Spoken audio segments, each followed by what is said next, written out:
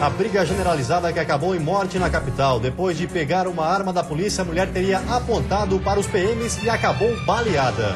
Insegurança. A quadrilha entra em supermercado e explode 2 caixas eletrônicos. É a segunda vez neste ano que o estabelecimento é alvo dos bandidos.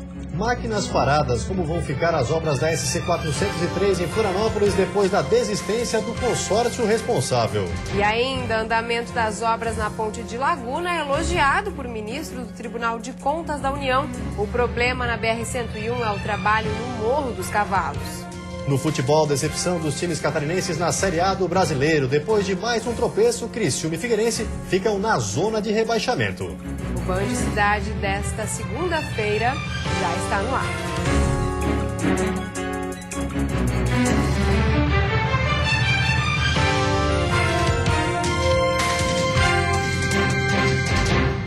Olá, boa noite.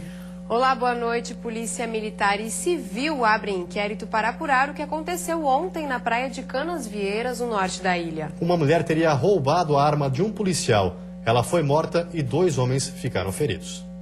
Nas imagens das câmeras de monitoramento da Polícia Militar, é possível ver uma mulher com a arma da polícia que dispara balas de borracha. Ela aponta para o policial e chega a atirar 3 vezes.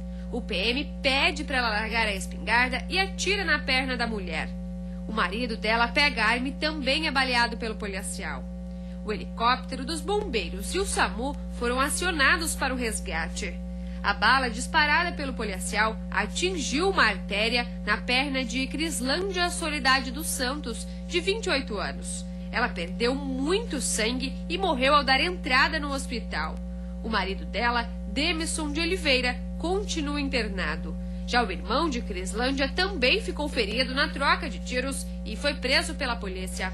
As pessoas que foram baleadas estavam em uma confraternização de funcionários de um supermercado que acontecia dentro de um barco. Houve uma briga na embarcação. Os envolvidos desceram e continuaram brigando aqui na praia até a chegada da polícia. Houve uma confusão. Houve uma briga, em torno de umas 10 pessoas partiram para cima dos policiais.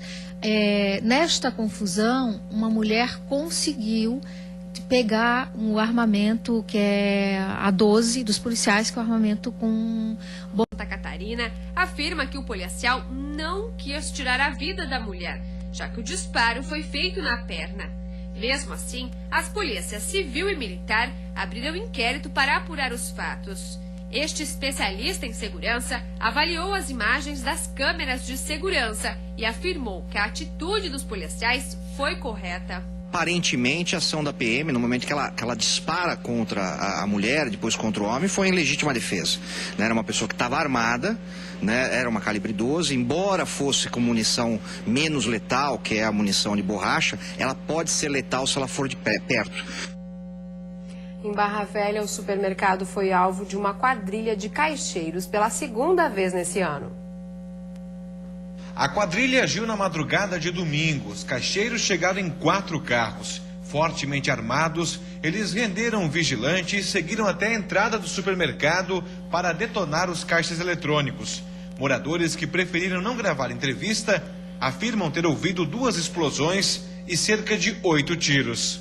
Os policiais deslocaram ao local, no local encontraram realmente o caixa danificado e alguns projéteis espalhados pelo local, projéteis de calibre 12, de fuzil 762 e de pistola 9mm. O armamento pesado da quadrilha impressiona. A pistola 9mm e o fuzil 762 são de uso restrito.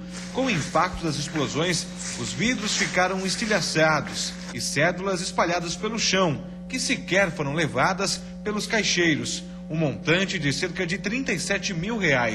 O valor levado não foi divulgado. A área foi isolada pela PM porque explosivos foram encontrados intactos nos caixas que não foram detonados. Foi acionado o Batalhão de Operações Policiais Especiais da capital, que deslocou ao local, fez a remoção desse artefato e o posterior trabalho da perícia da Polícia Civil para dar início às investigações. A ação dos criminosos não foi registrada pelas câmeras de segurança porque o circuito de monitoramento do supermercado está danificado. O sistema ficou comprometido no ataque aos caixas eletrônicos ocorrido em fevereiro.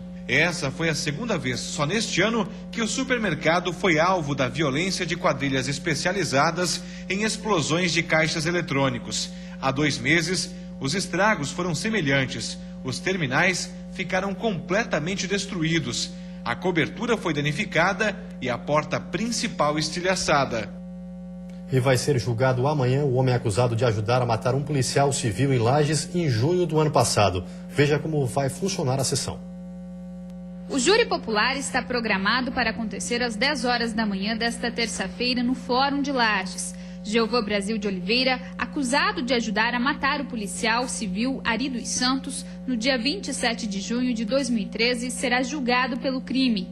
A namorada do policial e amante de Jeovã na época, Maharishi Blui do Amaral, também responde pelo crime, mas ela entrou com um recurso e ainda não será julgada. Que a Maharishi recorreu da sentença de pronúncia e o recurso ainda está pendente no Tribunal de Justiça. No dia do julgamento, 7 pessoas da lista dos convocados são sorteadas para formar o júri.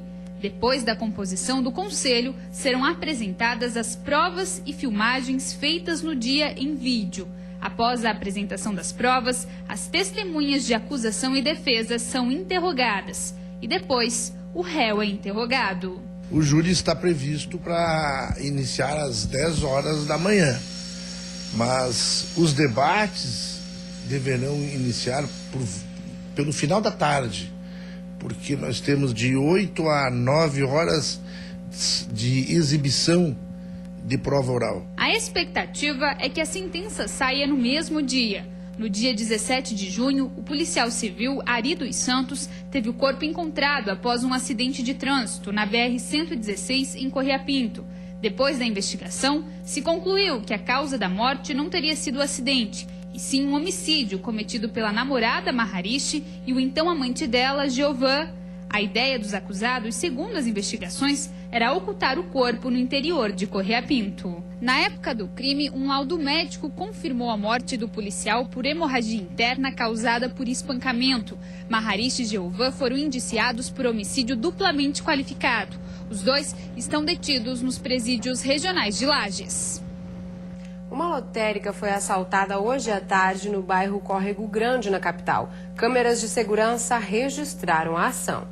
Nas imagens é possível ver a presença dos 2 homens armados. Enquanto um deles disfarça a arma e anuncia o assalto no caixa, o outro de blusa vermelha fica na porta.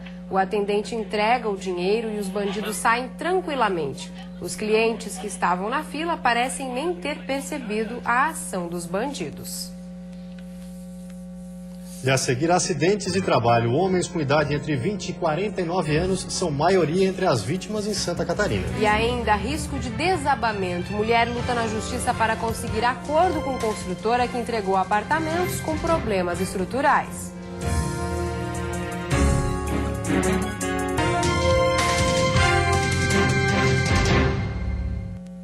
Disputa judicial. Moradora de Bombinhas, no litoral norte, luta para conseguir acordo com construtora que entregou apartamentos em prédio que ameaça desabar.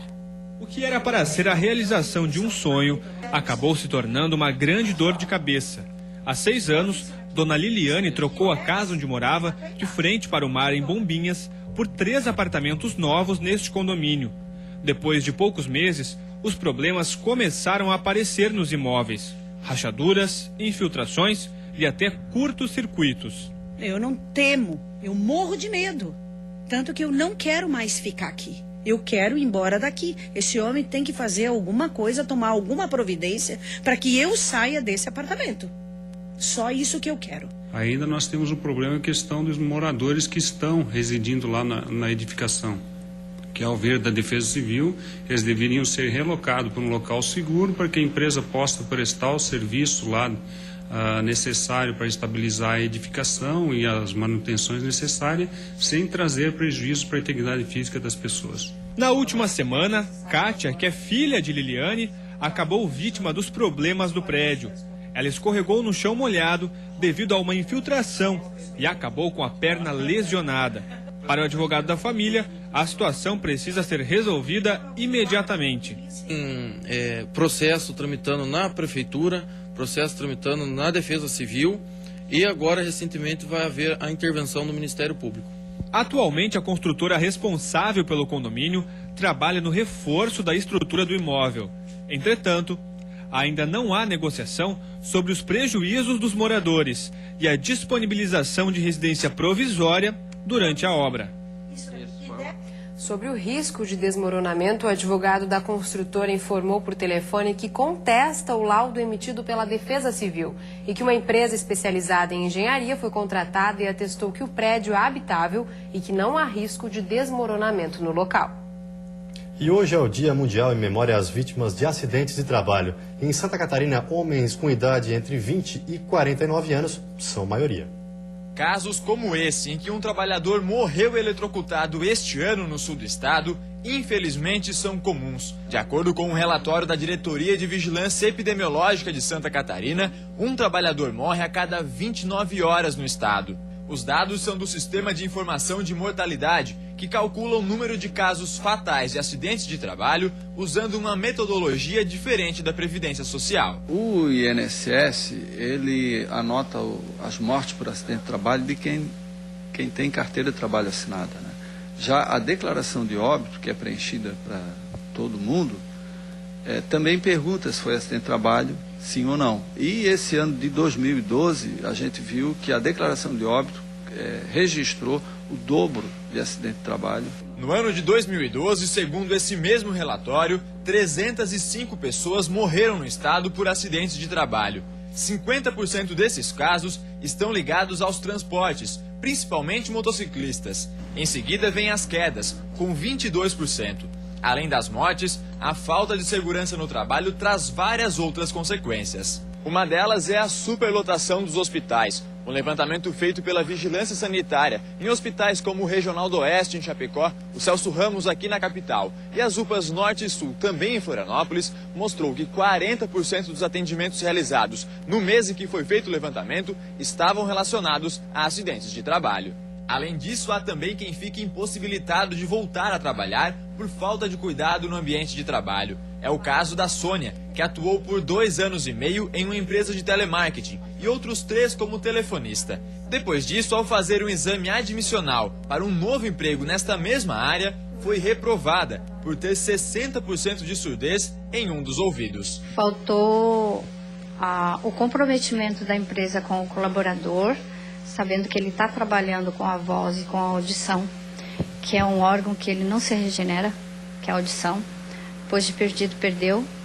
E também do colaborador chegar para o seu empregador e exigir esse direito que é dele. E depois do intervalo, imposto de renda, últimos dias para acertar as contas com o Leão. E no futebol, a derrota dos times catarinenses na rodada do fim de semana da Série A.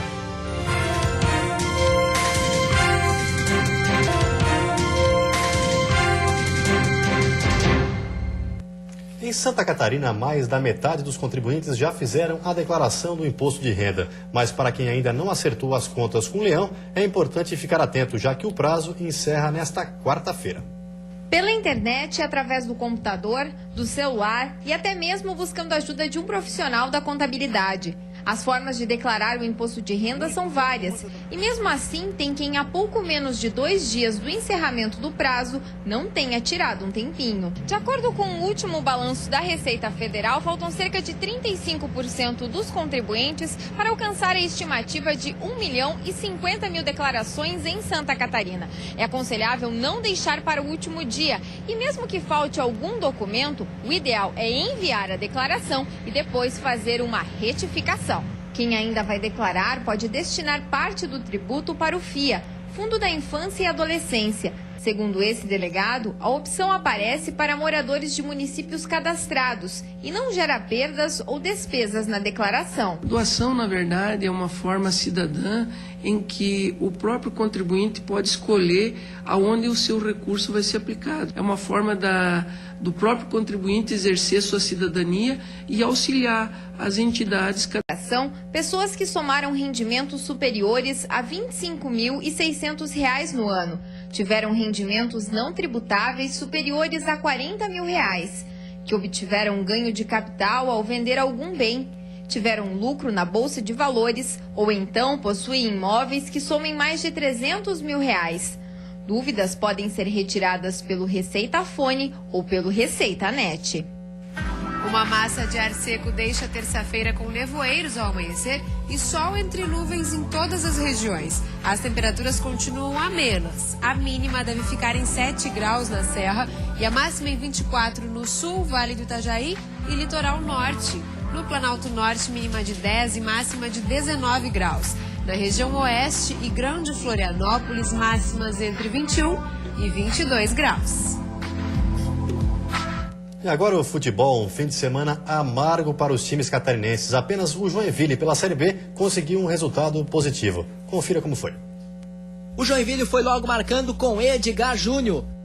10 minutos depois, e Marcelo Costa lança Jael. Com categoria, ele toca para o fundo da rede. 2-0. O Paraná desconta com Giancarlo. No lance seguinte, o Jack quase marca o terceiro com Edgar Júnior, que chuta em cima de João Ricardo. O Paraná foi para cima e conseguiu empate novamente com Giancarlo. 2-2. Segundo tempo, e Saci cobra falta. Jael aparece para marcar o segundo dele no jogo. 3-2 Joinville. O ritmo cai e o Wellington Saci deixa o gramado com uma entorse no tornozelo. No final da partida, Tartá acaba sendo expulso. Final, Paraná 2, Joinville 3. Temos que comemorar essa vitória.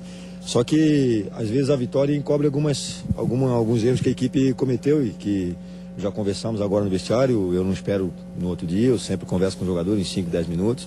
Estava conversando com eles, porque fora de casa é muito difícil você fazer 3 gols, né? E nós fizemos 3 gols e tomamos 2 gols de uma maneira que a equipe não poderia ter tomado, apesar da qualidade da equipe do Paraná. E pela Série A, mais uma rodada decepcionante para os catarinenses. Os 3 times acabaram derrotados. Na Ilha do Retiro, a Chapecoense até que mostrou um bom futebol, mas não resistiu ao poder ofensivo do Sport. O time de Recife saiu na frente com o Richelli, que aproveitou um rebote de Danilo. O Verdão do Oeste chegou ao empate com Ricardo Conceição. A Ananias chutou de fora da área e fez um golaço para a equipe de Pernambuco. A Chapecoense com 1 ponto está na 15ª posição. O Criciúma enfrentou o Goiás na cidade de Itumbiara e acabou levando o gol da derrota quase no finzinho do jogo. Amaral foi quem marcou para os goianos. O Tigre, com 2 derrotas em 2 jogos, é o vice-lanterna do Brasileirão. Já o Figueira teve de jogar em Barueri por conta da perda de mando de campo. Com erros de passe e falhas da marcação, o alvinegro levou o primeiro aos 7 da etapa inicial. Lincoln de cabeça. Fael, aos 29 do segundo tempo, fez outro para o time baiano, também com 2 derrotas em 2 jogos e com 5 gols sofridos. O Figueira é o lanterna do Brasileirão. E a seguir, o futuro incerto nas obras da SC 403 na capital depois da desistência da empresa contratada por licitação. E ainda, eleições 2014, pré-convenção do PMDB decide apoiar o governador Raimundo Colombo.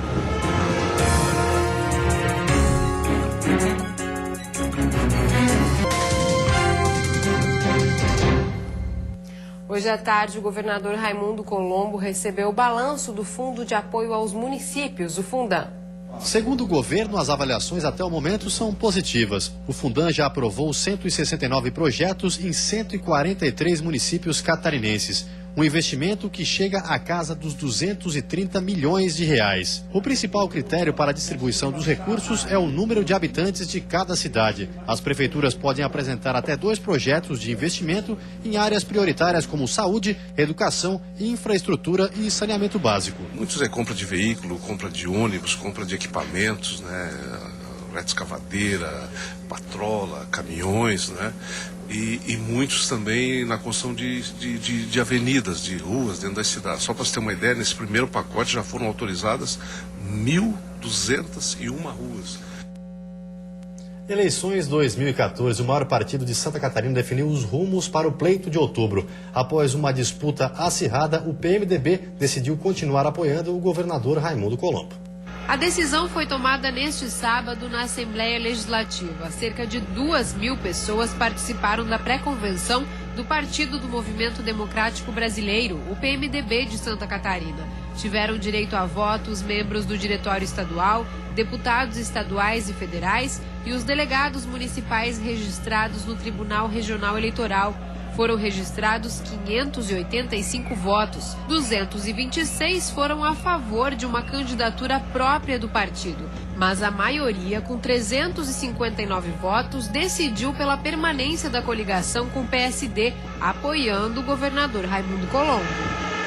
A coligação que é coerente, que é um ato de dignidade política e construir um projeto de candidatura própria em 2018. Quem defendia a candidatura própria lamentou a decisão. Melhor é disputar a eleição, melhor é ter candidatura, está no DNA do PMDB. O PMDB se fez forte nas sucessivas disputas. Se o PMDB não tiver candidato em 2014, não terá em 2018. O vice-governador e presidente do PMDB no estado, Eduardo Pinho Moreira, comentou a decisão que definiu os rumos do partido nas eleições de outubro. Então eu acho que é justo continuar essa coligação que está dando certo. E em 2018, aí sim, preparando o candidato, nós temos e vimos então como candidato para ganhar.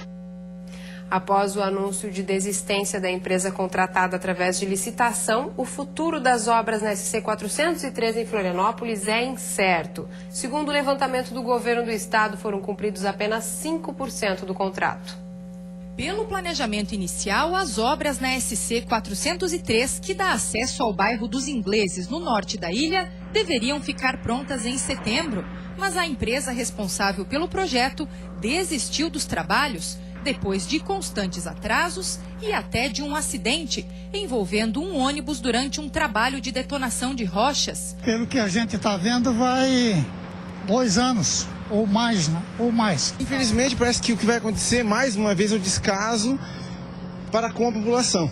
A vencedora da licitação foi a empresa Espaço Aberto. O diretor de planejamento e também engenheiro se defendeu. Na avaliação da empresa, faltaram e ainda estariam pendentes recursos financeiros de serviços já prestados. Ambos os lados enxergam que existem falhas dentro do contrato firmado.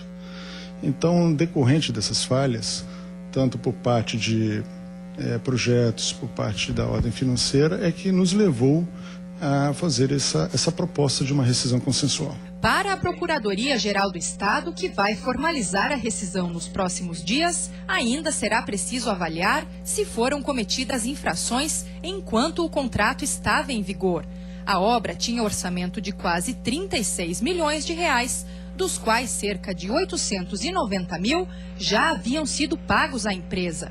Outros contratos não deverão ser afetados. Não temos no momento mais nenhum processo administrativo que envolva essa ou aquela empresa, esta ou aquela obra no estado de Santa Catarina. A empresa Espaço Aberto é responsável por outras obras, como o acesso ao aeroporto de Florianópolis e a restauração da ponte Hercílio Luz. Segundo a assessoria de imprensa da Secretaria de Estado de Infraestrutura, o ritmo desses 2 trabalhos é considerado normal. Mesmo o caso da ponte, em que as obras também não ficarão prontas a tempo, é compreensível pela complexidade do projeto. Até setembro, o vão central deve estar novamente estabilizado. A Procuradoria-Geral do Estado informou que a partir de agora o procedimento legal será consultar a 2ª e a 3ª colocadas no processo licitatório ou realizar uma nova seleção. E o presidente do Tribunal de Contas da União vistoriou hoje as obras da ponte de Laguna, no sul do estado. A obra terá um custo total de quase 600 milhões de reais e hoje foi vistoriada pelo ministro Augusto Nardes, do Tribunal de Contas da União. O que deu para verificar é que houve dentro da região uma série de benefícios, né? Especialmente na questão ecológica, pelo relato feito, e que essa obra também trouxe para a região uma perspectiva de desenvolvimento. A obra, que teve início em 2012, segue em ritmo acelerado. A previsão era de entrega em maio de 2015, mas a data pode ser antecipada. O que pode causar alguma surpresa ainda é a parte estaiada, né? Se ela se desenvolver como está se esperando, deve dar para antecipar alguma coisa no prazo. Com quase 3 quilômetros de comprimento, a Ponte de Laguna fica em um dos gargalos da BR-101 no sul do estado e é um dos pontos onde as obras estão adiantadas, assim como no túnel do Morro do Formigão, em Tubarão, que também pode ser concluído antes do prazo. A preocupação do ministro é mesmo com a situação do Morro dos Cavalos, em Palhoça. Há um atraso considerável e esperamos que sejam feitas todas as providências para que tenhamos a continuidade e a complementação da obra. O presidente comentou também sobre a situação da BR-101 no norte do estado. E nós fizemos uma série de determinações para que sejam cumpridos por parte das empresas a melhoria e a complementação da estrada, aumentando a estrutura para 3 ou 4 faixas, para que assim possamos ter condições de dar uma trafegabilidade maior na região do Balneário do Camboriú, Itapema e toda essa região que tem um grande engarrafamento. E vamos ver como está o trânsito aqui em Florianópolis. Você vê imagens ao vivo das pontes que fazem a ligação entre ele e o continente. O movimento é bastante congestionado, bastante lento para quem se dirige à área continental. Em Florianópolis faz 20 graus nesse momento. E você fica agora com o Jornal da Band. Uma ótima noite a todos e até amanhã. Boa noite, até amanhã.